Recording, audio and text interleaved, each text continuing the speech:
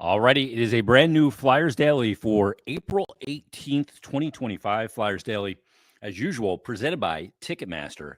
Make more memories live. The 2024-25 season has come to its timely, albeit early conclusion.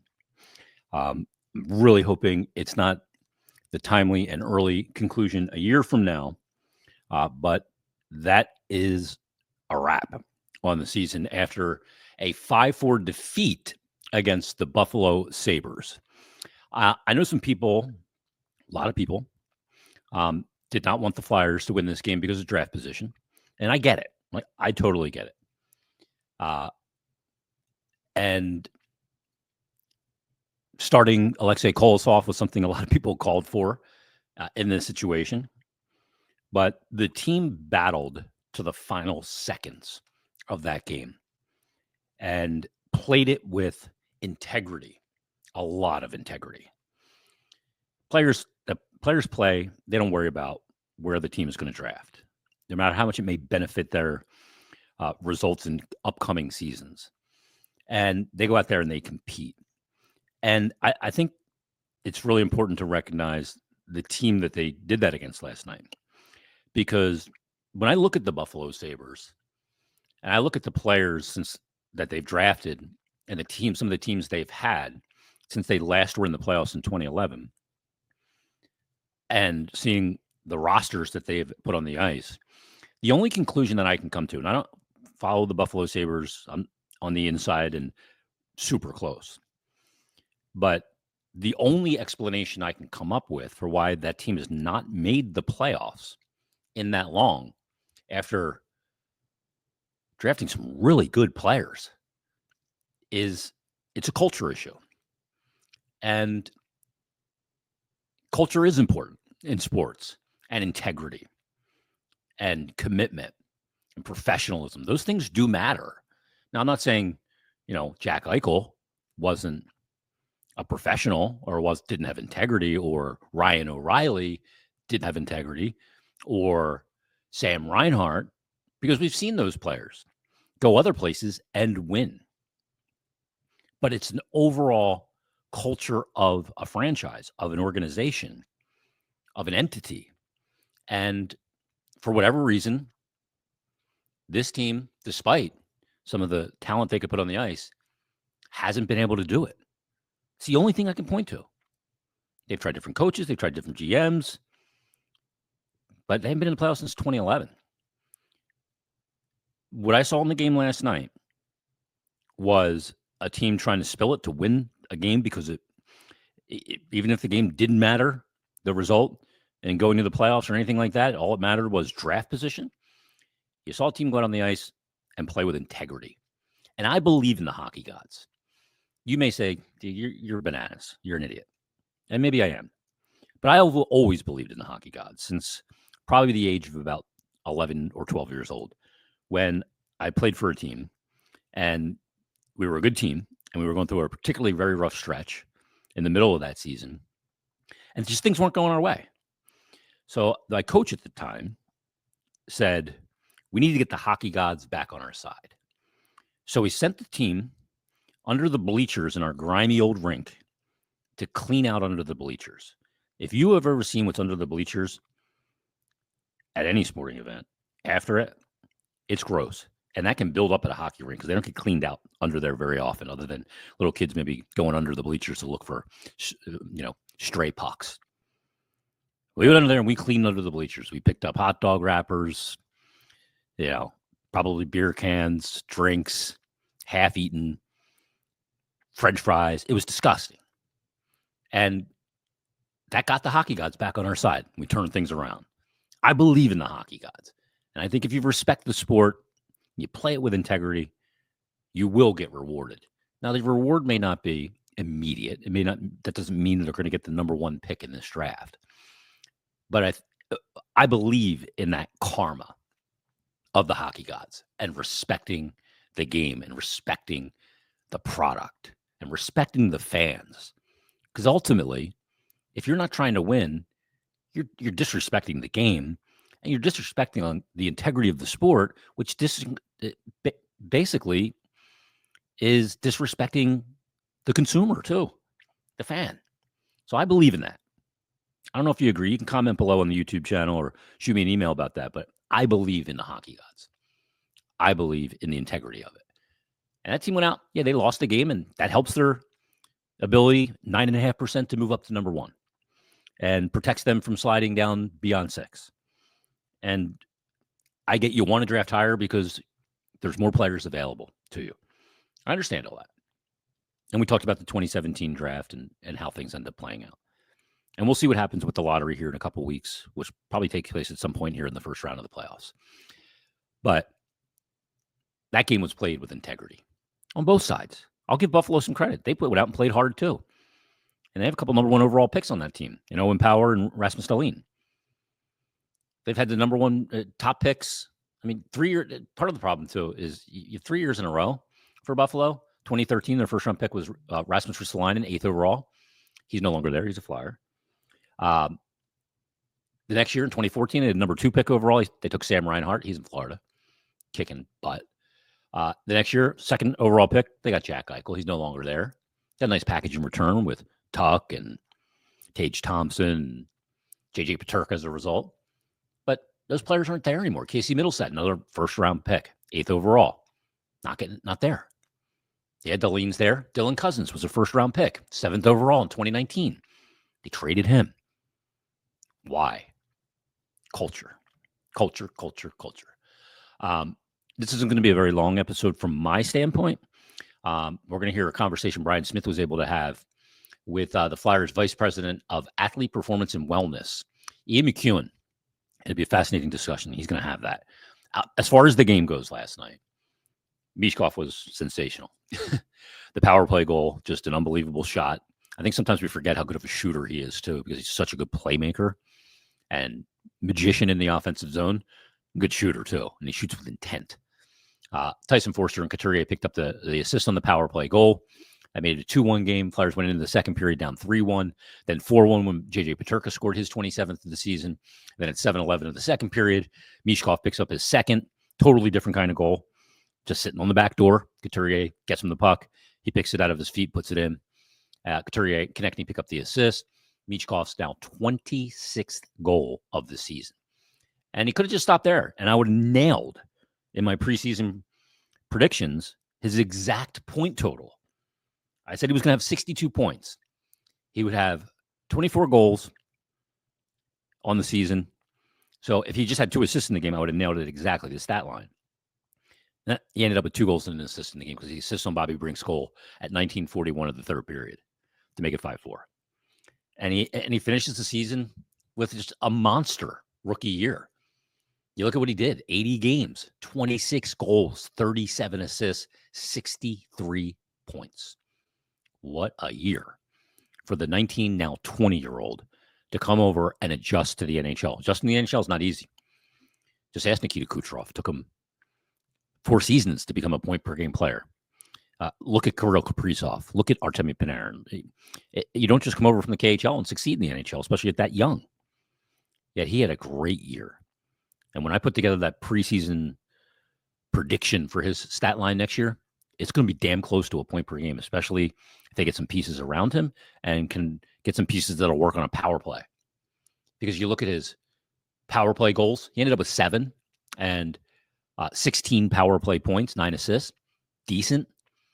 But if he's at a power play that's league average or slightly above, he can take that 7 goals on the power play, make it 11 or 12. He can take that power play points from 16 to 26, 28. Now you're a point per game player. So tremendous season by Michkov. A couple other players I want to circle on real quick. I thought that Sean Couturier finished the year really strong. His last 2 games, I thought he was excellent. He's been frankly really good since being paired with Konechny and Michkov. I don't know what next year Sean Couturier will be, or this arc of his career, but he finished the year really strong, and that's encouraging. That is encouraging because there's a lot of money tied up there, and he's a big part of it. Whether you're one of those people that wants to move him or whatever, doesn't matter. A big part of it. So that's a good thing. There are encouraging signs, which we'll get into in upcoming episodes, the positives we take away, the negatives we take away. The positives, the growth of guys like Jamie Drysdale or Bobby Brink, Tyson Forrester, Noah Cates, and some others, and some of the disappointment. I'm disappointed in Owen Tippett's season. I had the over-under set for him at this year at 34 goals. He went in the last 2 years combined into the season, averaging 29.09 goals per game. He ended the year with 20. It's not enough. So we'll get into all those things throughout the offseason. But that game was played with integrity. So that makes me feel good. I hate the offseason, as you guys know. And as I record this at 10:53 p.m. Last night, the countdown to next season, I've determined the Flyers will start the season on Thursday, October 9th at 7 p.m. 174 days, 20 hours, 54 minutes, and 50 seconds until the Flyers will play a regular season hockey game again. An offseason in front of me, it daunts me. It does. Not from a work standpoint. I can come in here. We're going to do the podcast with them. I'm going to be at Flyers Training Center all day today, all day tomorrow. I'm probably going to tape about 30 to 33 or 34 interviews with players, coaches, team personnel that we're going to use through the first part of the offseason like we do every year. And it's going to be 2 long days for me. I don't know how I'm going to sustain it, to be honest with you, but we're going to grind it out because the only reason I'm going there to grind it out is because of you guys, the audience. And I needed to deliver for the audience. So we're going to be there and we're going to grind it out. And we'll have those conversations with the individual players and personnel and everybody. But an off season, it's like a wave of depression that hits me every time. Going back to when I was a kid, the last time Gene Hart would wrap up the post-game show and say, "Good night, good hockey. We'll talk to you next year for the next Flyers season." Like, I remember like just being so sad the season was over. Now, as we grow older, we understand this is the ebbs and flows of the calendar. But I love hockey season. I loved this season, even though it didn't result where we wanted to coming up in the future, or where it did for so many years for the Flyers. But I love following along the grind of 82 games, the storylines, and all of that, and the growth of players and players that need to do more. And sometimes there's change that comes with that. And we've seen that this year. Departure of Morgan Frost, Joel Farabee, a guy who I adore in Scott Lawton, is no longer here. And this season, even though the standings are poor and they're the fourth worst record in the NHL, will be a very consequential season because of those things. The cap space gained, the draft equity acquired, the decisions on certain players moving forward. And there's going to be more turnover. There's going to be 4 to 6 new faces on this team, maybe more. I don't know. Who's not here that's here now on the final day of the season and won't be here next year? And who will take their place? Is it somebody in the organization already, or is it an acquisition, a draft pick, a restricted free agent signing, a free agent signing? I don't know. We'll follow those storylines and what it is sure to be a very compelling offseason, which starts with the search for the next head coach, whether that's Brad Shaw or someone else.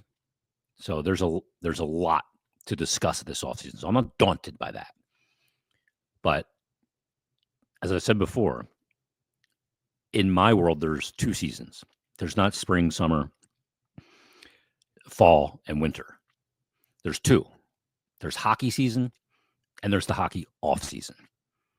I am much happier in hockey season than I am the hockey off season. I love winter and the byproduct of that.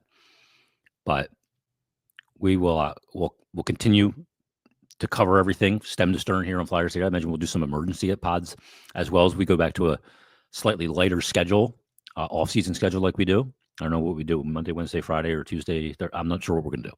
We'll let you know that here. We're going to have Monday with Meltzer next week. I know that for sure. And we'll get into our off-season program. But it'll be an offseason of important discussions and debate, all in the countdown to another season, and hopefully a rebirth of the organization to get back where they were for so many years as no doubt about it, playoff team, but a contender year in, year out. We had that for many, many years. It's been since 2000, probably 2013. It's been 12 years. 12 is too long. And it'll be a dark period in the history of the franchise because of that. Every other year in the playoffs, only getting into the first round, blah, blah, blah, all of that.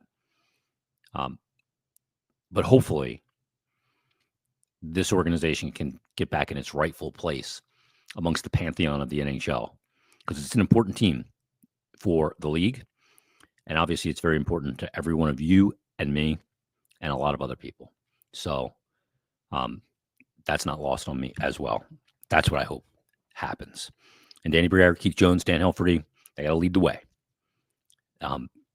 Big decisions need to be made, and they need to be made with all considerations. And you just can't be afforded mistakes. Can't. So we'll see how that plays out. The last thing for me, before we get to Brian Smith's conversation with Ian McKeown, is this. It obviously, for me, was a very different hockey season.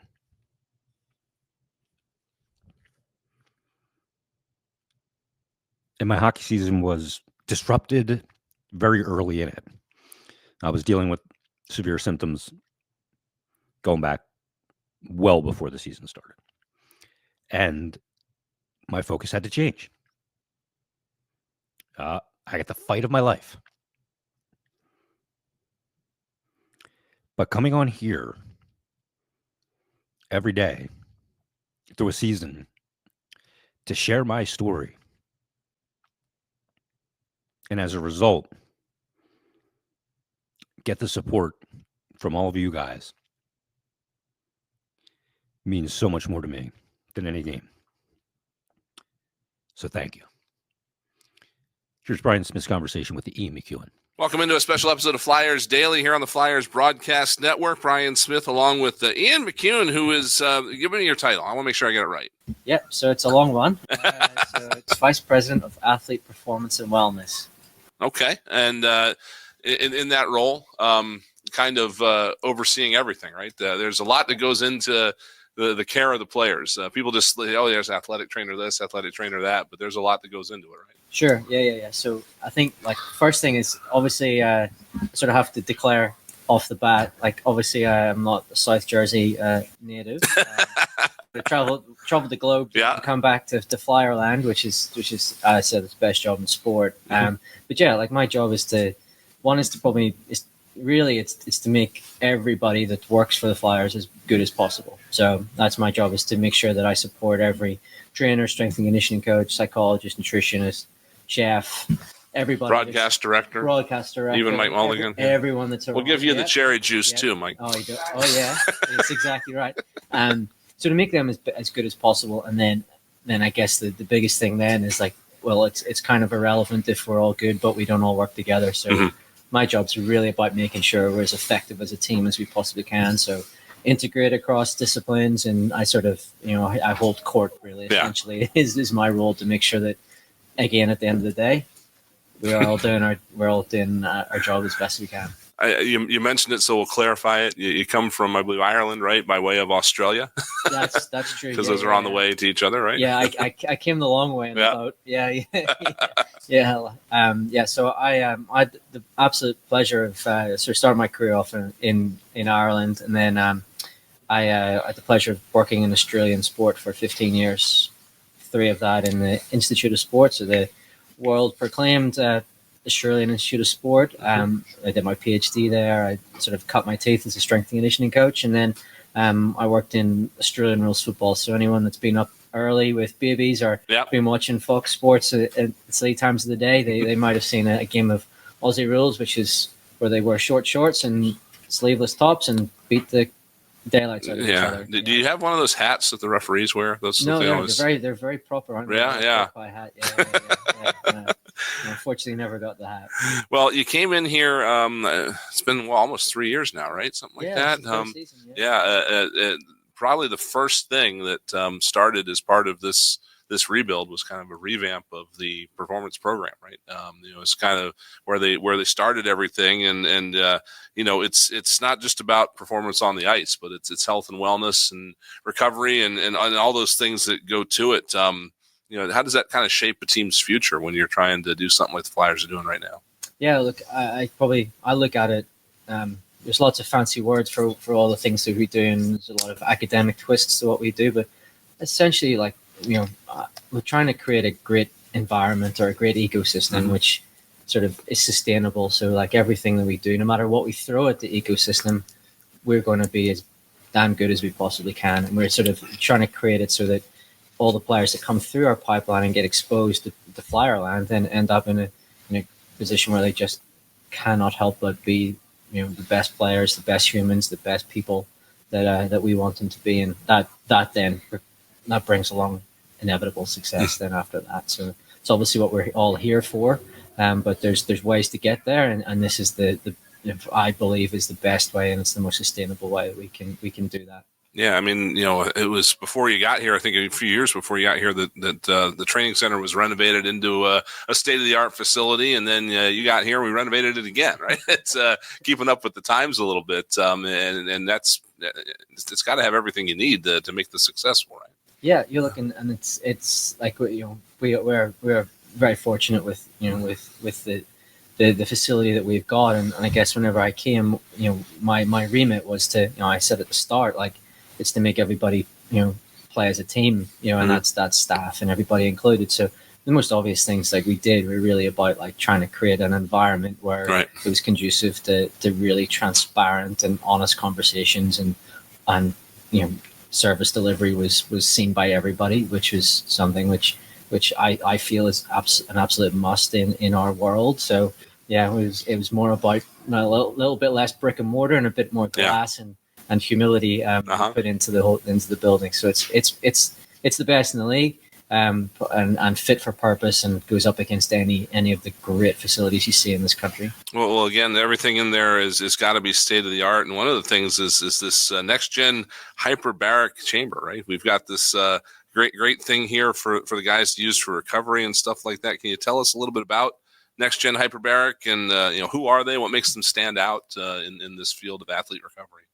Yeah, look, I think that there's two things that stand out for me. Yeah, one is the technology and the guts and nuts and the bolts of what we've got here. So you'll have seen Russell Wilson buying his own hyperbaric tent for his house and all this stuff, and it's great. And the intent behind this stuff is really, really great. But the science is not as strong as it is when you get to this medical grade facilities, which is what we've gone after. So ironically, or incidentally, Penn Medicine have a great hyperbaric medicine program, and we're lucky that our emergency doctors here that are actually part of that and lead that program. So we're a little bit aware of the difference between, I guess it's the difference between saying something you've maybe seen off the shelf or like a generic sort of vitamin or supplement, but then when you get into like the true medicine and true like prescriptive work, you're 10xing, you're 100xing the potency of what we're doing. So we're really going after that. So I said that's the first thing which next gen brings. The second thing is and the thing which is an absolute highlight for me is the people around next gen. So everyone from the technicians that we work with, which are on call 24/7 for our players, as well as their leadership, run by Jonathan Ortel as an owner and CEO, who's been phenomenally supportive of us and my vision for the Flyers. But and then I've had the absolute pleasure of getting to know Jerry Rosberg relatively well over the time. He's a Baltimore NFL Super Bowl winning coach, speaks locker room language, gets it, truly gets it. So it's quite unique to have a high end medical facility have such a translator into sport. So they're very lucky to have him, and I've really valued how we've been able to do to work together with them. think that's been great. So, one of the things that's always been important around here is, connection to the past, connection to the alumni, things like that. And I understand there's a connection with this to the alumni, not only, looking out for them after they're done playing, but, kind of helping them with some of their health issues and stuff like that. What's that program look like with some of the former guys being able to come in? Yeah, like it's once a flyer, always a flyer. Like, one of the great things I did early, when I joined here was learn a little bit more about Mr. Snyder's legacy, whether it's internally with the staff that are still here or with the alumni, and one of the things which I truly believe in, and it's pretty deliberate that my title is performance and wellness. And it's about, I do believe that if I can help, the younger guys, if I can help them and shape them into great men, into great humans, that's a great thing. But then also, there's nothing to be more proud of than the legacy and having people that you have had the pleasure of working in the culture in a sport, and whenever you've been able to see them come back and be part of, so being able to look after them and being able to give them the support that they need after such a gladiatorial career, it's phenomenal. And I think Mr. Snyder would be very proud, and I think that we're all, we're all very, very supportive of helping every single one of us get better. So, with the current team, it seems like there's a holistic approach, right? Just a comprehensive thing that's not just physical fitness, but mental health, recovery, everything that goes into it. How does that philosophy kind of guide the team's athletic performance efforts?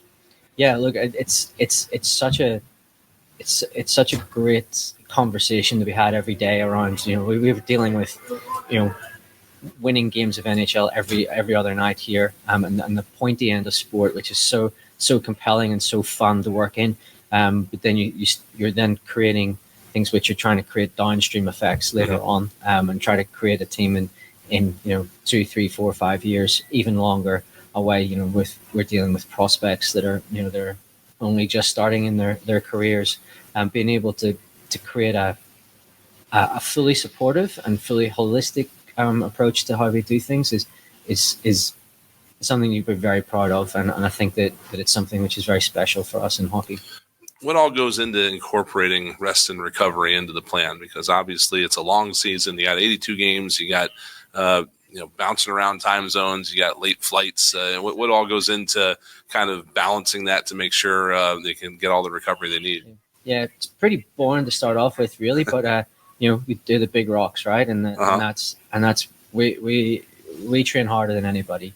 We play harder than anybody, so we got to train harder. And then depending on who you talk to, but really the best things about recovery are a really, really strong periodized plan. Having an organized system, and that's something which Torch does better than anybody, and the staff around him, whether that's the strength and conditioning staff or that's the trainers and stuff like that. That all fits together beautifully from there. And then you got to then marry that with some top end thinking and top end intelligence, and really being very selective, because I said it is an ecosystem. You don't want to put anything bad into that environment, but you also want to make sure that what you do put in is top notch. So whether it's our nutrition, that's whether we're getting top quality meats, we're getting top quality supplements, we're putting exactly what we need to put in our bodies, and that's sort of highlighted by companies like Next Gen, where we're going above and beyond, and really, one of the things which we can be very proud of is that the Philadelphia teams are at the absolute forefront of hyperbaric medicine, and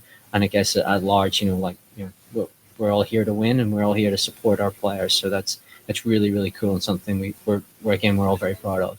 So it's no secret, right, that sports science and technology is more advanced than it's ever been. I mean, you guys have data on everything these guys do. You're tracking their their load management. That was not a thing 10 years ago. Now it is. But you know how much a guy has worked during a game. A lot of things about their individual efforts, more than just looking at it as a game that, okay, that one went to overtime, or that was a hard hitting game or something like that. That used to be all we knew, but now all these other things. How are these advancements shaping the approach to player development with this franchise? Yeah, well, I think you can create truths, right? So you're actually creating, actually, what do you need to do to become not just a a good player but a great player? What are the discriminatory factors which go into that? And then you can reverse engineer it and you can build it. Yeah. So we're starting to build players that are going to be not only resilient enough to play the game and survive the game, and that's something which we talk about. It's like, what can we do to make sure our players are thriving at NHL level? Because we're not here to just get through those 82 games. We want to play 100 plus. Right. We got to be deep into June time. That has to be our plan. So how do we make sure that our players are there? And this information, load management, gets an awfully bad name, particularly in US sport. But it's something I've been around for a long time, and it's actually, as I said at the start, the last thing we do is pull players. Right. Like, we've got so many wonderful technologies and so many wonderful strings that we can pull before we even go anywhere near taking someone off the ice. Yeah. And in fact, in hockey, where the culture of making sure that you're out on the ice every single day and you never miss a beat, we're absolutely respectful of that, and I think it's incredibly ignorant if you think that that's how it works. And I know that that's how other sports have gone, and it's media have jumped onto certain things around load management, but I think it's something you've got to absolutely lean into. And again, Torts would, he doesn't like praise, but he does it better than anybody. It's textbook without even looking at the fancy numbers which we might have. We're just supporting how he does it, and he does it to a T. So it's great. It's great to see. Yeah, he's told us that sometimes he's got to tell a guy, no, you're not going on the ice today because you got to get the rest or whatever. I mean, it's just kind of ingrained in how the sport has been for so long. How much of you guys' efforts go into not only recovering from game to game, but within the game as well? Because this is a unique sport where you go as hard as you can for 45, 50 seconds, and then you sit for 2 minutes. And in that 2 minutes, you're getting ready to be ready again for the next 45 seconds. What's that experience been like for you? Because it's got to be unique to hockey, I would think. It is in a certain way, but again, coming from Aussie rules, which does have rotation system, which does have rotations in the game. They're limited, so it's a slightly different, it's a different energy system and different way of looking at it. But certainly, we're talking about 6, 7, 8 minute shifts rather than 45 to minute 15. Say. Yep. So it is a different energy system. So it's a different race car you're trying to build. But I think that's like I said, like recovery from game to game. But then we're trying to create guys that are as fit as possible. But then I think one of the key things which is really cool for us is that you're trying to create adaptable athletes. So athletes that are players that if something happens that they're ready, and they're not going to break down if they have to do an extra shift or they have to we're not trying to create honed, very fragile machines which are very like a high end Formula One car, which one pothole and they're gone. Yeah. Hockey's full of potholes, full of collisions. So you cannot build that. You're trying to create probably a hybrid of a monster truck and a Formula One car and everything else in one. So you have to make sure they're ready for it. And if they have to go on a muddy track, they're ready for it, or whatever it happens to be. So apologies for the analogies, but that's kind of that's the real fun of what we're trying to create there. And that's the beauty of hockey.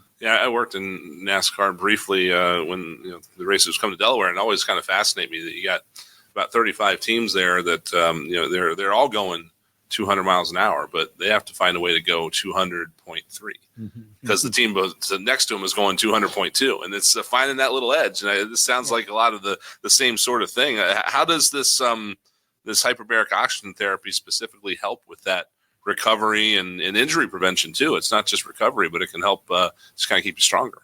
Yeah, and look, I probably surf the continuum here of making sure we got the big rocks down, and but now when you start looking into if anyone's sort of aware of British cycling and the marginal gains concept that comes from Sir David Brailsford there, it's all about these 1%ers. It's cliche, but it's about creating these marginal gains, and then they're the ones that make the difference between a 200.1 and a 200.3 miles per hour. That's the things we need to do, and I think that where we get caught is there's so much technology, there's so much emerging technology at the moment. It's so abundant in the world through social media and the internet and everything else.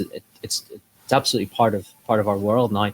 But it's about being able to cherry pick the bits which are truly compelling and have the rigor behind it, which we can go after. And I think that's where things like next gen and hyperbaric medicine, for example, which is still a very emerging technology within sport, and it's from a health and performance benefit, never mind injury and the trauma side of things. And I think that's where I've got to spend the time being as rigorous and as diligent as I possibly can be. And that's where having traveled around the world, I've got a great network. I've got a great support system of people who can help me and that I trust that can really support me making those decisions alongside a great staff internally.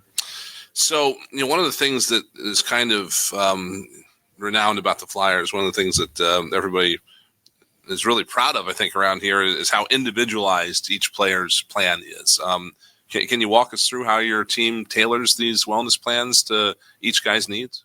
Yeah, look, and I think that it's always it's always in the tip of our tongue, really, about this individualized program and what that looks like, and that looks so different for different people. And it's not just necessarily what we do; it's what they don't do. It's it's being able to tailor that to.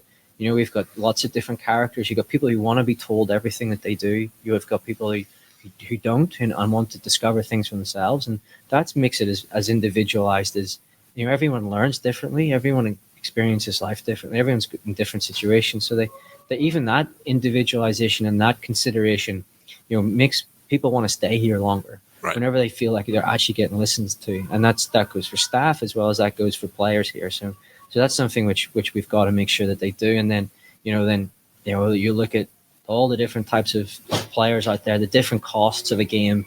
We've got to individualize our programs, individualize our recovery, the nutrition, what they put in their bodies, the different types, even down to things like, how many berries they, do they do a tart cherry juice after the game, or do they do a more of a, blackberry and raspberry rich, smoothie, we get down to such fantastic specificity, and that's the weeds which we live in as well, while still being able to manage, making sure we're all going in the right direction, and that it's not too labor intensive for us. So we have so much fun playing around with that and making sure that happens. And again, it's not just game to game, right? You're trying to build this long term. You're trying to build habits, trying to build stuff that'll keep guys like Matvei Michkov going, not just from when he's 20 years old, but until he's 35, maybe.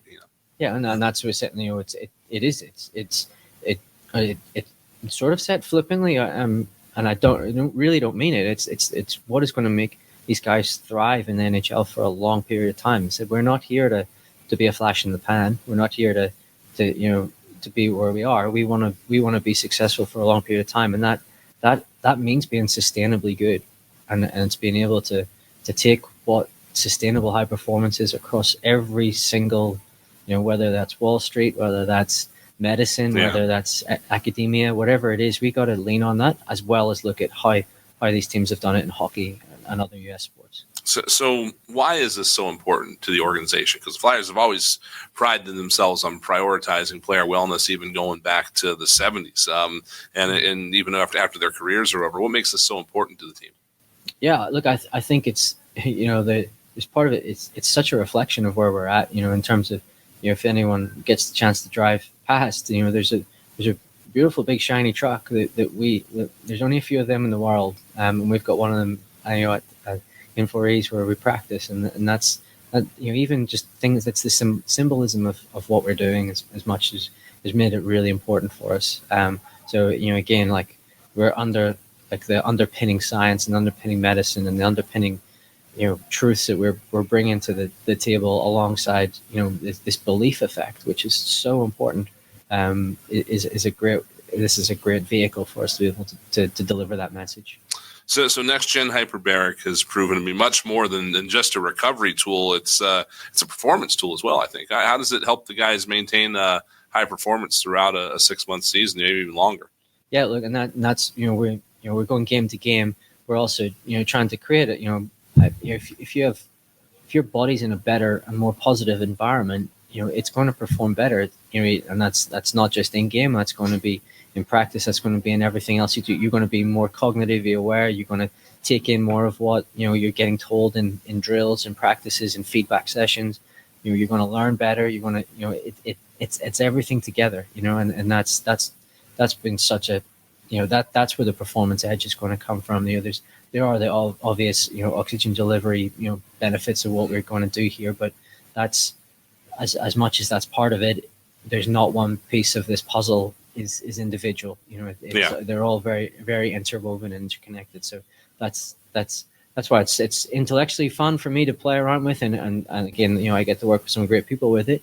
But being able to put this together, and again, I just can't say enough. But the belief effect and being able to peel this all together, it's pretty cool. Can you give us a breakdown of what the off-season program looks like? I guess actually what I was looking for is what does the wellness program look like from the preseason all the way through the off-season? I would assume different times of the year there's people doing different things based on what's going on, whether it's getting ready for a season in the middle of one or training in the off-season for other things like just putting on muscle, things like that.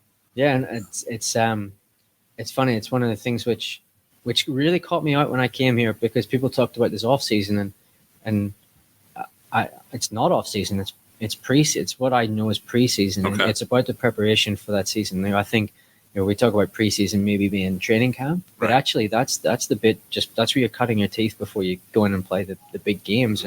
And I think that we've sort of trying to live in with a few different terms, but I'm trying on at the moment, sort of performance program or this performance phase of our development phase of what we're going through, and that's probably the biggest message that I've got is that there's no such thing as off season really, outside of that immediate time after the season, and even that there's a purpose and intent to that, to recover from the rigors of the season and I guess the attrition of the season. That it's all intentful, and that's the life of a professional athlete these days, and it's all about, again, depending on what part of the cycle you're in, what you need to improve on, how the last season went, where you're at. Older players are different to younger players, and I think that's the thing people are starting to realize is that no one's the same, and life's not fair, and you have to work hard. How do you balance optimizing performance versus also preventing injuries? Because I'm sure the two kind of go hand in hand. Yeah, and that's a beautiful balance, and it is a paradox. You're if you didn't want to get injured, you never train, right? You never do anything. The best way to not get injured is to not do anything, right? And that's absolutely not what we're trying to create. And I said, we're trying to create adaptable athletes. It's about talk about resilience, and being resilience then creates, at some point you break, right? And we're trying to create unbreakable athletes, and ones which can, whatever life throws at them, we can handle. And sort of there's if the bus broke down and you had we had Calgary having to run, I think you had to run to the arena the other night. Having players that can do that and then not even worry about it mentally as well as physically. That's the type of we want to be able to do that in Game 7 and be able to be, that's okay. Right. And so we've got this. We're so damn resilient and anti-fragile is kind of the way that I look at it, and that's so much part of it.